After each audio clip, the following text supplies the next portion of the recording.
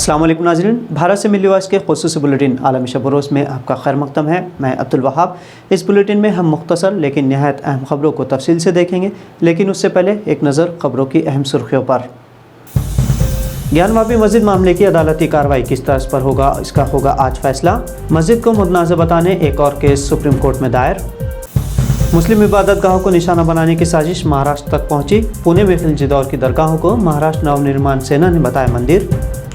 नफरत का माहौल ख़त्म करने सभी मज़ाहिब के अमन पसंद रहनुमा एक प्लेटफॉर्म पर अमित शाह से मुलाकात करने का बनाया मंसूबा।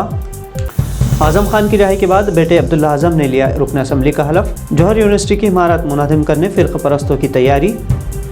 और दुनिया भर में नक़ल मकानी करने वाले अफराद की तादाद में बेतहाशा इजाफ़ा, अक़वाम मुत्तहिदा ने जारी की रिपोर्ट।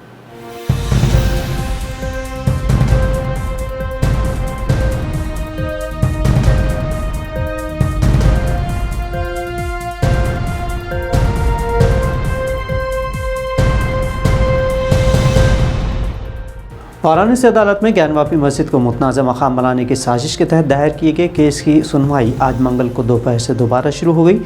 अदालत फ़िलहाल इस मामले में 3 अर्जियों की समाअत कर रही है। तीनों दरख्वास्तों में से 2 हिंदू फरीक और एक मस्जिद कमेटी ने दायर की है। फाजिल जज केस की समाअत कैसे आगे बढ़ेगी इस मामले पर आज फैसला देंगे।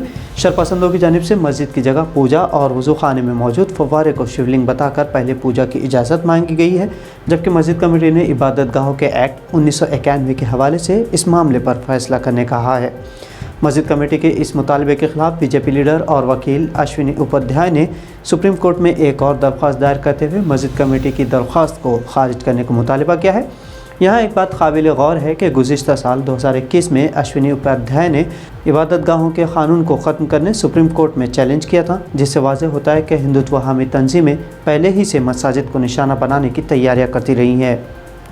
बनारस की ज्ञानवापी मस्जिद और मथुरा की शाही ईदगाह मस्जिद की तर्ज पर मुस्लिम इबादत गाह को मुतनाज़ बनाने की साजिश अब महाराष्ट्र भी पहुँच चुकी है। महाराष्ट्र में सियासी सतह पर इंतहाई नाकाम साबित हो चुकी फ़िरक़ा परस्त पार्टी महाराष्ट्र नवनिर्माण सेना अब मुसलमानों को निशाना बनाकर बीजेपी की तरह ताकत हासिल करना चाहती है। राज ठाकरे की क़यादत वाली इस पार्टी ने दावा किया है कि महाराष्ट्र के पुणे शहर में पुणेश्वर मंदिर की ज़मीन पर 2 दरगाहें बनी हैं। MNS के जनरल सेक्रेटरी अजय शिंदे ने कहा है कि उन्होंने पुणेश्वर मुक्ति मुहिम शुरू की है और लोगों से अपील की है कि वो इस मुहिम में पार्टी की हिमायत करे। ज्ञानवापी मस्जिद के हालिया सर्वे का हवाला देते हुए शिंदे ने दावा किया है कि खिलजी ख़ानदान के हुक्मरान अलाउद्दीन खिलजी के एक कमांडर ने पुणे में पुणेश्वर और नारायण ईश्वर मंदिर को तोड़कर इस ज़मीन पर दरगाहें तामीर की थी। ख्याल रहे कि हाल ही में मुंबई में मुग़ल सल्तनत के असीम बादशाह औरंगज़ेब की क़ब्र के हवाले से भी ऐसे ही सवालात उठाए गए थे। तनाज़े को देखते हुए हिंदुस्तान की महकमा आसार क़दीमा ने इस यादगार को 5 दिन के लिए बंद करने का फ़ैसला किया था। कुछ दिन कबल ऑल इंडिया मजलिस इत्तेहादुल मुस्लिमीन के क़ायद अकबरुद्दीन ओवैसी औरंगज़ेब की क़ब्र पर फ़ातिहा ख़्वानी के लिए पहुँचे थे। उनके इस दौरे पर महाराष्ट्र हुकूमत ने तनक़ीद की थी। एक तरफ मुल्क में मीडिया और सत्ता में बैठे ताकतें नफ़रत के बीज बो रहे हैं, तो वहीं अमन पसंद शहरी मजहबी भेदभाव और फ़िरक़ा वाराना नफ़रती माहौल और मुल्क के अमन व सलामती के लिए मुत्तहद भी हो रहे हैं। दिल्ली में पीर को एक ऐसे ही प्लेटफॉर्म पर सभी मज़ाहिब के रहनुमा एक साथ बैठे, जहां उन्होंने मुल्क के हालात और हर रोज़ नया मसला खड़ा करने और मजहबी भेदभाव को लेकर सख्त तशवीश का इजहार किया। इन सभी मजहबी रहनुमाओं ने मुल्क में बढ़ती नफरत और तासुब परस्ती के ख़िलाफ़ मिलकर मुकाबला करने का अहद भी किया। इस मौके पर कई अहम तजावीज़ और क़रारदाद भी पेश की गई, जिसमें अपने मज़हब पर अमल करते हुए मुल्क के तहफ़्फ़ुज़ और अमन व सलामती को बरकरार रखने का वादा किया गया। साथ ही किसी भी मजहबी और समाजी शनाख्त की हैसियत से निशाना बनाने पर दीगर मज़ाहिब के अफराद को खुलकर मज़लूमों की हिमायत करने की अपील की गई। इस मौके पर सभी ने वज़ीर दाखिला अमित शाह से मुलाकात करते हुए उनसे मुल्क के हालात को बेहतर बनाने के सिलसिले में अपने मुतालबात पेश करने का भी मंसूबा बनाया। प्रोग्राम में हिंदू, मुस्लिम, ईसाई और बुद्ध मज़हब के अलावा दीगर ज़ातों और क़बीलों के रहनुमा भी शामिल थे। समाजवादी पार्टी के सीनियर लीडर आज़म खान की जेल से 2 साल रिहाई के बाद उनके बेटे अब्दुल्ला आज़म ने अपने वालिद के हमरा विधान भवन पहुंचकर रुकन असम्बली का हलफ लिया। आज़म खान ने जेल में रहते हुए लोकसभा का, जबकि उनके बेटे अब्दुल्ला आज़म ने रामपुर के सौरतांडा से MLA इलेक्शन जीता था। लेकिन आज़म खान के जेल में रहने की वजह से अपने MLA का ओहदे का वो हलफ नहीं उठा सके थे। आज़म खान 20 मई को जेल से बाहर आए थे। रामपुर की जौहर यूनिवर्सिटी बनाने और फ़िरक़ा परस्तों की नज़रों में चुभने वाले कदावर लीडर आज़म खान के ख़िलाफ़ साजिश करते हुए एक के बाद एक करीब 80 केसेस दर्ज किए गए थे, जिससे आज़म खान के हौसलों को पस्त करने की कोशिश की गई थी। اعظم خان کا سیاست کے علاوہ تعلیمی میدان میں بھی آگے بڑھنا فرقہ پرستوں کو ایک آنکھ نہیں بھا رہا تھا اور اسی لیے ان کی تعمیر کردہ جوہر یونیورسٹی کو نقصان پہنچانے کی غرض سے زمین سے متعلق کیسز دائر کیے گئے۔ اس سے پہلے بھی بی جے پی کی ریاستی حکومت نے جوہر یونیورسٹی کے کچھ حصے کو انہدام کیا تھا اور مزید 2 عمارتوں کو گرانے کی تیاری میں ہے۔